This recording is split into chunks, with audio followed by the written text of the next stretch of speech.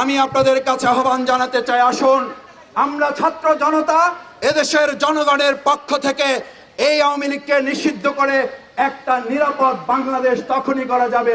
শুধু নিরাপদ যমুনার দায়িত্ব আমাদের কাউকে নিলে হবে না, নিরাপদ একটা বাংলাদেশের দায়িত্ব আমরা সবাই মিলে নিতে চাই। আমরা সেই ক্ষেত্রে প্রশাসন যারা আছেন তাদেরও সহযোগিতা কামনা করি। আমাদের দেশের বিভিন্ন স্তরে যে যেখানে আছেন, আমি আশা করি আওয়ামী লীগকে নিষিদ্ধ চাই এই জনগণ ছাত্র জনতার আহ্বানের সাড়া দিয়ে শুধু যমুনায় নয়, বাংলাদেশের প্রত্যেকটি ইঞ্চি মাটিতে দাঁড়িয়ে আমরা ব্যারিকেড তৈরি করতে সক্ষম। সুতরাং এখানে যদি চারদিকে আমাদের ব্যারিকেড দেওয়া হয়, তাহলে আমরা ধরে নেব সারা বাংলাদেশের আবার 56,000 বর্গ মাইলে আমাদেরও ব্যারিকেড তৈরি করতে বাধ্য হতে হবে। সুতরাং এখানে ব্যারিকেড দিয়ে ছাত্র জনতার এই গণজোয়ার ঠেকানো যাবে না, বরং সারা দেশে এই জনতার গণজোয়ার আপনারাই দায়িত্ব নিয়ে ছড়িয়ে দিবেন।